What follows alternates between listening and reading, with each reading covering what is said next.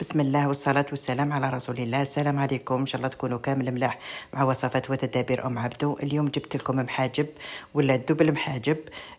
وصفة سهلة وطلبوها مني بزاف، قالوا لي دير لنا العجينة في البيتخا.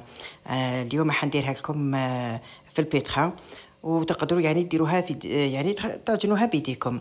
عندي هنايا زوج عبار تاع السميد رطب وعبر تاع الفارينه. درت مغرف ماشي معمره بزاف تاع الملح، زوج مغارف تاع الزيت. درت العبر الاول تاع الماء، عبر معمر تاع الماء، ودات لي وزدت نص عبر اخر تاع الماء.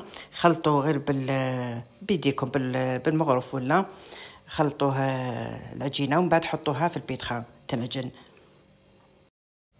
العجينه كي ديروها في البيتخا ديروها شويه طريه باه ما تفرصوش على البيتخا، وكي تولي هي يعني تعجن شوفوها لصتوها شويه يابسه ولا زيدوا لها الماء غير بشويه حتى يعني تطرى معكم العجينه. انا هنا العجينه راهي تعجنت كما راكم شوفوا كي ترفتت كامل من الاطراف. دركا نطفي عليها ونغطيها بصاشي ونخليها تريح، ومن بعد نوجدوا الحشوه تاع المحاجب. عندي هنايا 3 حبات تاع طوماطيش، عندي كانوا كبار نقيتهم وقطعتهم كما راكم تشوفوا. عندي ثاني زوج ريسان تاع فلفل ثاني قطعتهم مربعات، والبصل ثاني يعني قطعته، البصل رحيته. وعندي صدر تاع الدجاج يعني نص صدر تاع الدجاج. درت طوماطيش في مقله وحدهم، درت لها مغرف تاع طوماطيش وشويه تاع الزيت وشويه تاع الملح وحطيتهم على جهه، ومن جهه واحده اخرى درت مقله واحده اخرى درت فيها ثاني شويه تاع الزيت، ودرت لها البصل اللي راني رحياته ومع الفلفل هنايا كما راني هنايا دايره. درت شويه ثاني حاره معاهم، وهنا قلت لكم غير نص صدر تاع دجاج درتو مع سنينات تاع الثوم، ونزيد معاهم البصل وندير لهم ثاني الزيت، شويه تاع الزيت وشويه تاع الملح، ونحطهم على نار متوسطه ونخليهم حتى نشوفهم كامل تقلاو مليح وذابوا كما راكم تشوفوا هنايا. مره على مره نحركهم، وكي تشوفوهم طابوا مليح زيدوا لهم هذيك الطوماطيش اللي درناها وحدها، خلوها تقلى معاهم واحد 2 دقائق ولا، وقلعوها وخلوها تبرد شويه. وهنا العجينه بعد ما ريحت دركا نجبدها ونقرصها، نديرها قرصات كامل، قرصات صغار كيف ونديرها شويه تاع الزيت من الفوق ونغطيها ونخليها تريح باه كي تجو تخدموها تجو تخبزوها تجيكم الخدمه سهله. وما تنسونيش خواتاتي بالدعاء لزوجي والوالديه ان شاء الله ربي يرحمهم ويغفر لهم. وثاني نشكركم بزاف على التعليقات يعني في الفيديوهات، والله غير كي نشوف تعليقاتكم ونشوف يعني حتى واللي بحثوا لي في الانستغرام الوصفات اللي جربوهم، والله غير نفرح. يعطيكم الصحه على الدعم. دركا ندير الطاجين يسخن ونبدا نخبز الخبيز تاعنا.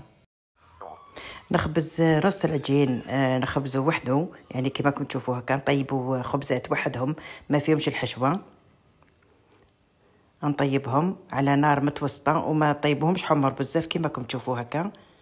طيبهم غير قد ما يعني ينشفوا شويه، ونحطهم على جهه. شوفوا هاني طيبت نص العجين هكا، ومن بعد نكمل للنص العجين الاخر. نبدا نخبز ندير الخبزه الاولى نخبزها مليح، ومن بعد نجيب العجينه اللي طيبتها نديرها في الوسط،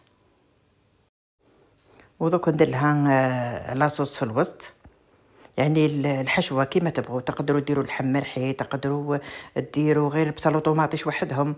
انا درت معاهم كيما شفتوا درت صدر تاع الدجاج باه يجي بنين ويجي ثاني وديروا كميه مليحه تاع لاصوص. وزدت لهم هنايا فرماج سكرفشته من الفوق، ونغلق الخبزه تاعي على شكل مثلث ونغلق عليها بالعجينه. يعني الخبزه تاعنا تجي يعني مثلث. نديرها اطيب في الطاجين على نار متوسطه، ومره على مره قلبوها بما تنحرق لكمش الخبزه، وثاني طيب لكم مليح كيما راكم تشوفوا هنايا. دوك نزيد ثاني الخبزه ثانيه، والخبزه كي طيب ثاني زيدوا حمروها من الاطراف باه تجيكم طيبه مليح وما تجيكمش خضره، يعني ما تجيش العجين يعني اخضر من الداخل. نطيب كامل يعني الخبزات اللي بقاو لي، ومن بعد تشوفوا الشكل تاعهم كيف خرج. والله غير خرجوا روعه روعه، ان شاء الله برك تجربوهم. هذو ملاح اللي بغى يخرج يروح يحوس ولا يروحوا البحر ولا روعه روعه يعني، وسهلين. اللي ما طاش تخبز محاجب يعني اني متاكده هذو راح ديروا بهم حاله.